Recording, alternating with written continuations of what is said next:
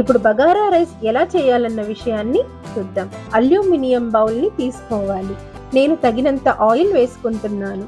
చెక్క, లవంగ, యాలక్కులు, ఒక బిర్యానీ ఆకు వేసుకోవాలి. తర్వాత షాజీరా వేసుకోవాలి. పచ్చిమిర్చి వేసుకొని కొంచెం వేపుకోవాలి. ఉల్లిపాయలు వేసుకోవాలి. ఆనియన్స్, పచ్చిమిర్చి ఒక 2 మినిట్స్ మనం ఫ్రై చేసుకున్నాక పుదీనా ఆకులు వేసుకోవాలి. ఇప్పుడు నేను కొంచెం సాల్ట్ యాడ్ చేస్తున్నాను. అల్లం వెల్లుల్లి పేస్ట్ వేసి ఒక 2 to 3 మినిట్స్ వరకు ఫ్రై చేయాలి.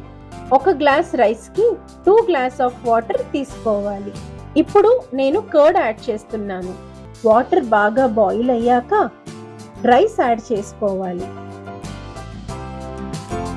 అంతేనండి. ఇప్పుడు ఒక 10 మినిట్స్ వెయిట్ చేస్తే ఎంతో టేస్టీగా ఉండే Telangana special bagara rice ready.